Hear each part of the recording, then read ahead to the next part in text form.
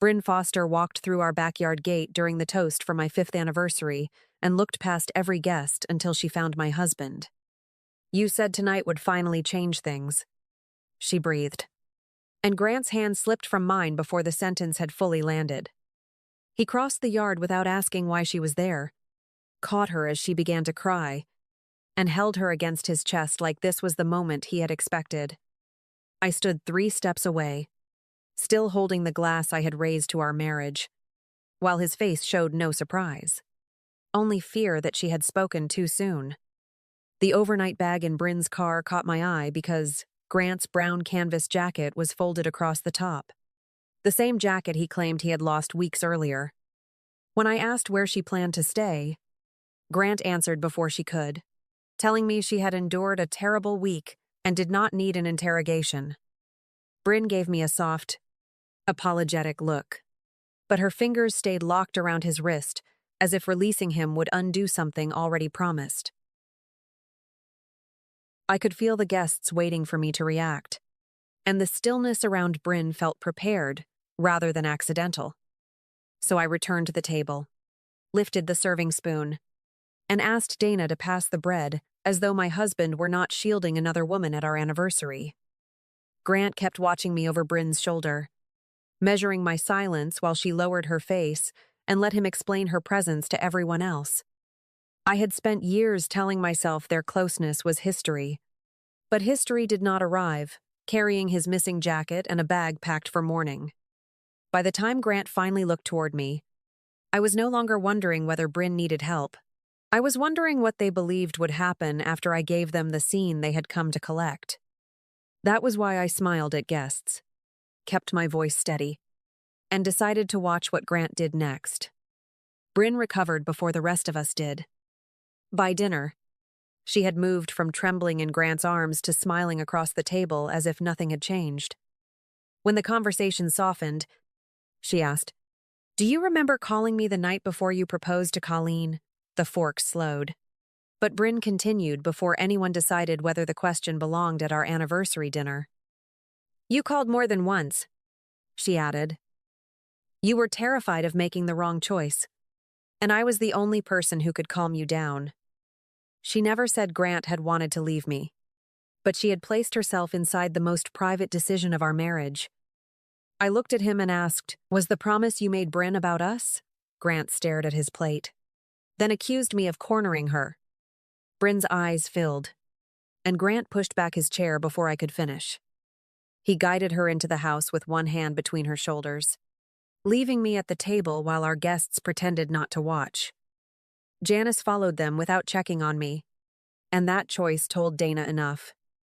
She took me into the kitchen and admitted she had seen Grant's car overnight at a rental near Lucky Peak. Grant had told me he was repairing Janice's guest room that weekend. Janice had called and described the paint, the broken closet door, and the takeout they supposedly shared. Details I now understood had been supplied, because ordinary lies rarely arrive that prepared. Dana whispered, "I think she covered for him." I said nothing, because the people inside my house had already answered for her. I ended dinner early, thanked everyone, and refused to apologize for the discomfort Grant and Bryn had brought into our home. At the curb, Bryn opened her car while Grant slipped his missing jacket into her overnight bag, believing I was looking elsewhere. He closed the door, touched her arm, and watched until she drove away. That was when I stopped asking whether she had planned a scene and started asking how many people had helped her prepare it. The next morning, I did not ask Grant whether he loved Bryn, because I knew he would hide behind the word friendship. I sat across from him at the kitchen table and asked, "Have you slept with her while we were married?" His face tightened before his eyes dropped to the wood between us, and the silence lasted longer than any honest answer needed. When he finally admitted they had crossed the line, he called it one terrible weekend. The same weekend he claimed he was helping Janice repair her guest room. I placed the other weekends in front of him, not as accusations, but as dates he had already explained with the same story. "Which one was the only time?" I asked, and Grant changed his answer before the question had settled. He said it happened more than once, but not often. then added that they had tried to stop whenever the guilt became too much. Every correction made the truth larger. Until he admitted the affair had continued for months under the cover, Janice helped him maintain. Grant insisted Bryn had never asked him to leave me, as though that detail could make the rest smaller. Then he leaned forward and asked me not to contact Ross because Bryn was getting married. Ross did not deserve the pain, and the truth would destroy her future. I had just learned my husband had been sleeping with another woman, yet the first life he wanted protected was still hers. I asked Grant to stay with Janice for days, and he agreed, without making me force him from a home bearing both our names. I did not change the locks, move our money, or give him any reason to turn the consequences of his choices into a story about mine. At the door, he repeated that Bryn had never tried to ruin our marriage, and I reminded him she had brought an overnight bag to our anniversary. After he left, Dana joined me at the kitchen table, where we began matching his texts, our calendar, photographs, and every weekend Janice had explained before I thought to question it. Ross Keating contacted me after Grant left, asking to meet because Bryn's version of our anniversary did not match what he had seen. She claimed I had cornered her and forced Grant to defend her, but Ross watched Bryn pack an overnight bag before leaving home. She had cleared her schedule for morning and told him she might sleep at a friend's place. What she could not explain was why Grant's missing jacket came home inside that bag. We met at a diner, with Dana beside me and Ross holding a folder from wedding planning. He had printed the travel dates Bryn entered into their shared calendar. The weekends she claimed she was visiting relatives or staying with girlfriends. Several matched weekends, Grant told me he was helping Janice, or leaving town with friends who never mentioned the trip. Ross did not look angry. He looked like a man still hoping the dates would stop lining up. Then he showed me the message Bryn sent after our anniversary. Colleen didn't react the way we expected, and Grant still isn't brave enough to finish what he promised. Ross read it twice before asking what Grant had promised her. I placed the message beside the words Bryn had spoken in my backyard, and the shape of their plan became impossible to ignore. Bryn had expected me to explode in front of our guests. Demand, Grant, leave, and hand them a clean story about a marriage already collapsing. Grant could move out while insisting nothing physical began until afterward, and Bryn could end her engagement later without looking like she had been waiting for another woman's husband. Ross understood that his engagement had not kept Bryn away from Grant. It had protected them both from suspicion. Neither of us wanted a spectacle. Ross would end his engagement using evidence from his own relationship, while I would confront Grant with facts he could not revise. We left separately, but both carried the same answer home. Bryn had not been choosing between two men. She had been using one to hide the other. Ross ended the engagement that afternoon, laying the matching dates on the table and telling Bryn to arrange a lawful move from the apartment in his name. She did not deny the affair or ask him to reconsider. She called Grant before Ross finished speaking, packed the overnight bag from my anniversary, and drove straight to Janice's house. By the time Grant asked me to come over and explain everything, Bryn was already there, standing as if the future had opened for her. Dana drove me but waited outside, while I carried the draft divorce proposal prepared after my legal consultation. Janice had made up the guest room, and Bryn's bag sat beside the stairs, as if everyone except me expected this move. Grant looked from her to me and understood he could no longer give each woman a version. Bryn turned on him first. "Tell her it's over. Tell her what you promised me." Grant's answer came slower than Bryn expected. "I promised I would create distance until Colleen decided to leave. I never promised you could move in tonight." The words did more damage than a confession because they revealed a plan built around making me carry the blame. I set the proposal on the coffee table and asked, "So you were waiting for me to end the marriage you had already abandoned?" Ross appeared at the door with a folder Bryn had taken by mistake, then stopped when he heard her answer. "You said she would leave first." Bryn snapped. "You said no one could call us cheaters if she made the decision." Ross looked at her and asked, "Were you ever going to marry me?" Or did you only need someone beside you while you waited for him? Bryn opened her mouth. But nothing came. Janice stepped between them and insisted she only wanted Grant with someone who understood him. Grant turned toward his mother and asked how many times she had lied to me. Janice admitted she knew about the house near Lucky Peak and had called me with the guest room story to protect him. In one room, Ross ended the engagement Bryn had used as cover. I placed the divorce proposal before Grant, and Grant saw that his mother had not saved him from consequences. She had only helped him postpone them.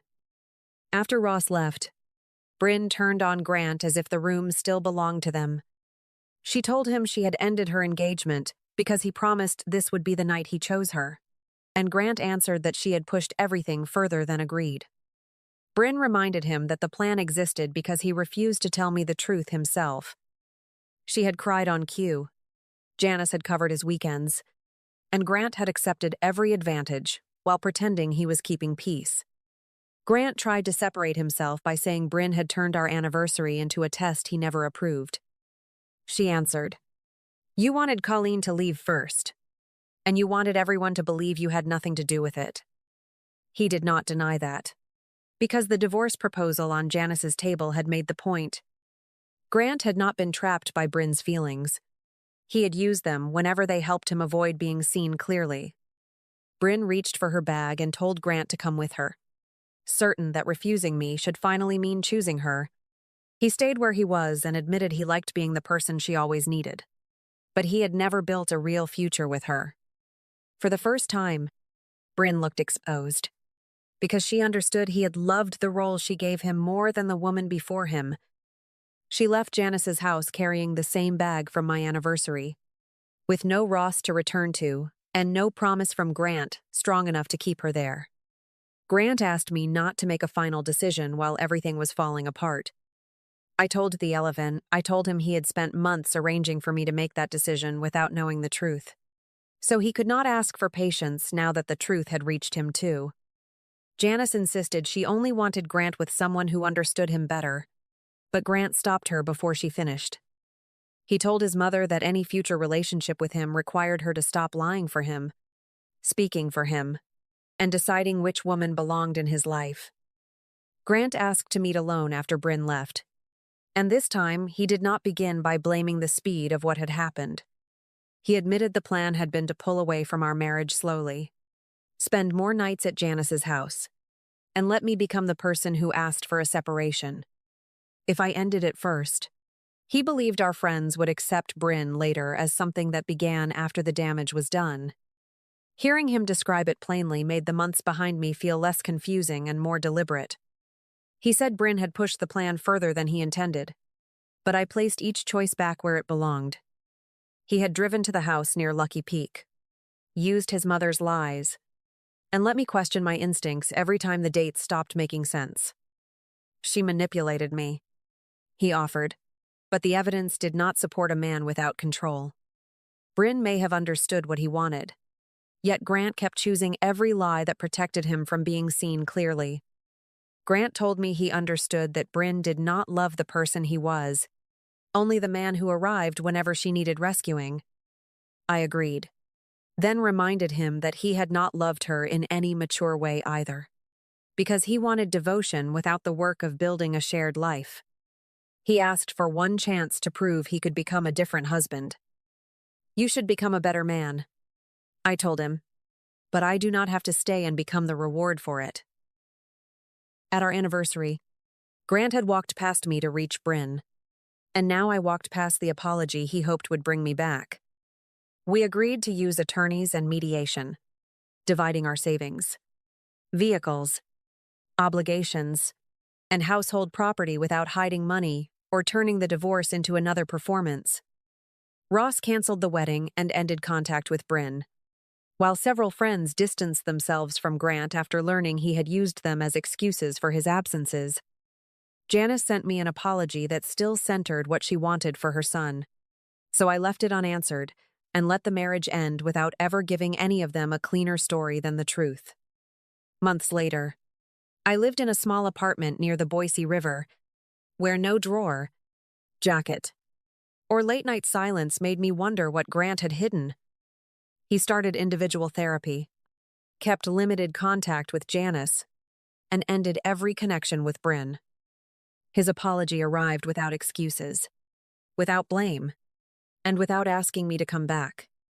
I believed he might finally be changing, but believing that did not require me to return. Bryn left Boise after the engagement ended, and the invitations from our old circle stopped coming. She kept her job, but she no longer had Ross beside her, Grant rushing to rescue her, or Janice smoothing every consequence. Janice remained in Grant's life under clear limits, and for once she could not control love. I did not need any of them ruined to know the life they built around my silence was over for good. I met someone through a weekend walking group, and we moved slowly enough that nothing had to be proved. He kept plans, answered direct questions, and never used another woman to test how much discomfort I would tolerate. One evening, his phone rang during dinner, and he glanced at the screen before saying, "It's my brother. I'll call him after we finish." He set it down, stayed in the conversation, and I understood that peace was not being chosen over someone else. It was never being placed in that contest at all again. Tell me what city you're watching from, and share the moment you finally trusted what you could see instead of the explanation you were given. Sometimes peace begins when we stop waiting to be chosen. Subscribe. Stay close. And remember that a quieter life can still be a fuller one.